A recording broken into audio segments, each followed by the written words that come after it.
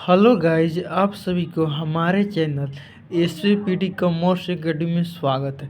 आज हम डिस्कस करने जा रहे हैं 2024 के क्वेश्चन पेपर यानी सेशन 2024 से 28 BCom UG first semester economics MDC first का क्वेश्चन पेपर।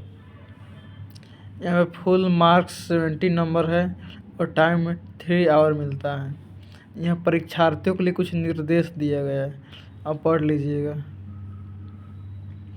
चलते हैं ग्रुप ए में यानी खंड अ में ऑब्जेक्टिव टाइप क्वेश्चंस है यानी वस्तुनिष्ठ प्रश्न। Question number 1, choose the correct alternative of the following यानी 10 नंबर का आपको जवाब देना है। अब प्रत्येक क्वेश्चन के लिए 2 नंबर निर्धारित रहेंगे यानी 20 नंबर आपको मिलेगा।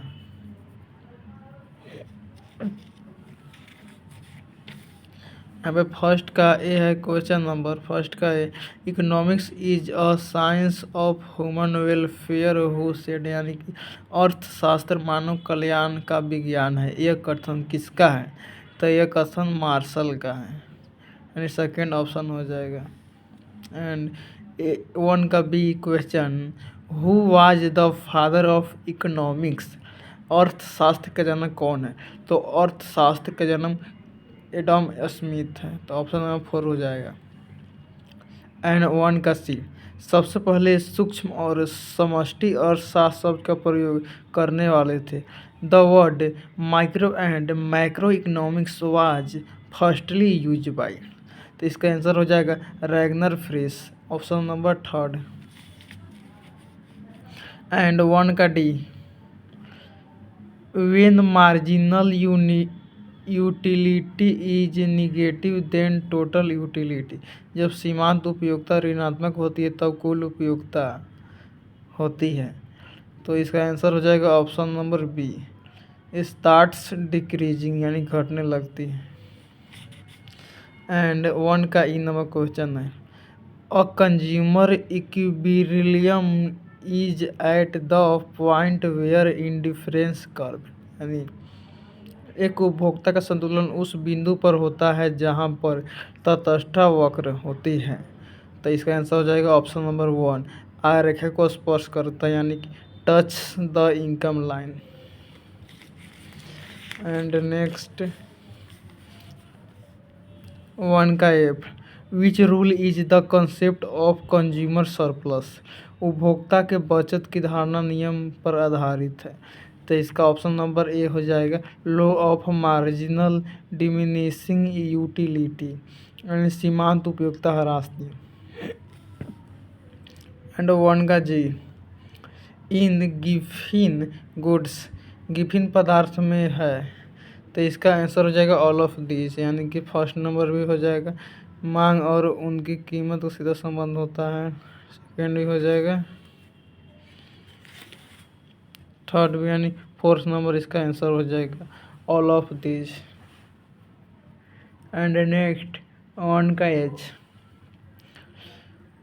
With rise in coffee price the demand of T यानी कॉफ़ी के मूल्य में वृद्धि होने से चाय की मांग पर क्या असर पड़ेगा? तो चाय के मांग बढ़ेगी, तो ऑप्शन नंबर ए हो जाएगा राइज यानी कॉफ़ी के जब मूल्य में वृद्धि हो जाएगा ना, तो चाय के बोले डिमांड में वृद्धि हो जाएगा, लोग अधिक चाय को पसंद करेंगे, इसलिए चाय का मांग अधिक बढ़ जाएगा, कॉफ़ी का मांग थोड़ा डाउन हो जाएगा क्योंकि मूल्य में वृद्धि हो गया है, इसलिए ऑप्शन नंबर ए होगा राइज बढ़ती है। एंड 1 का आई, राष्ट्रीय आय का अध्ययन किया जाता है, national income is studied in, तो ऑप्शन नंबर बी हो जाएगा इन मैक्रो इकोनॉमिक्स समष्टि अर्थशास्त्र में। And last J number, elasticity of demand for essential goods is, आवश्यक वस्तुओं की मांग की लोच होती है, तो आवश्यक वस्तुओं की मांग की लोच होती है शून्य यानी लोचदार होती है, तो ऑप्शन नंबर ए हो जाएगा।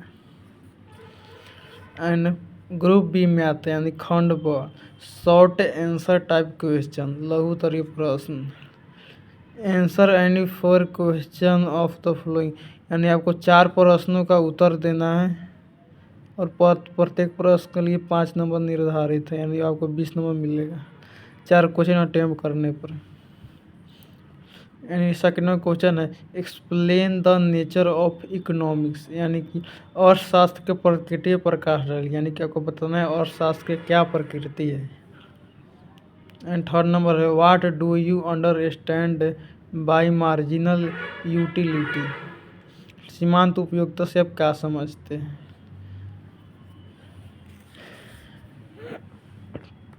एंड फोर्थ नंबर है what is law of demand, मांग का नियम क्या है।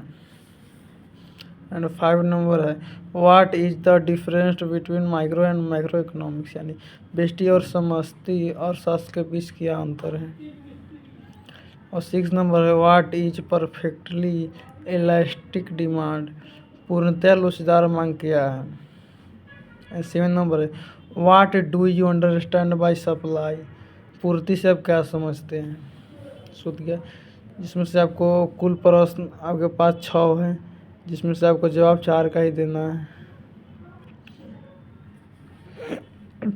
एंड ग्रुप सी में आते हैं खंड स लॉन्ग आंसर टाइप क्वेश्चन, यानी दीर्घ उत्तरीय प्रश्न। Answer any 3 question of the following, यानी आपको 3 क्वेश्चन का जवाब देना है, जिसमें से प्रत्येक क्वेश्चन 10 नंबर का होगा और आपको 30 मार्क्स दिए जाएंगे। 8 नंबर क्वेश्चन है discuss the Marshall definition of economics, it is superior to Adam Smith definition, यानी कि मार्शल के अर्थशास्त्र की परिभाषा की व्याख्या कीजिए, क्या यह एडम स्मिथ की परिभाषा से सर्वश्रेष्ठ है। इसका आपको उत्तर लिखना है। 9 number explain and illustrate the law of diminishing marginal utility, यानी सीमांत उपयोगिता ह्रास नियम की साधारण व्याख्या कीजिए।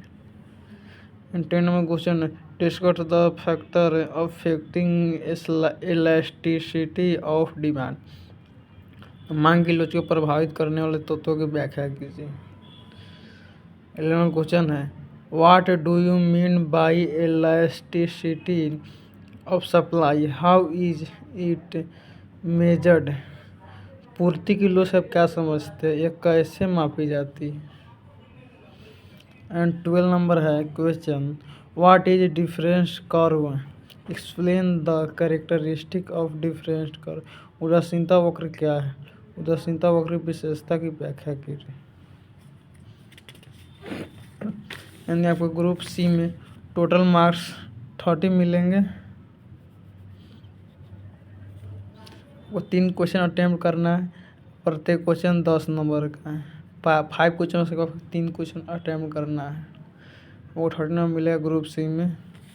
और ग्रुप में 20 नंबर मिलेगा, जिसमें से 4 क्वेश्चन आपको अटेम्प्ट करना है, प्रत्येक क्वेश्चन 5 नंबर का है। 20 और 30 50 हो गया। And then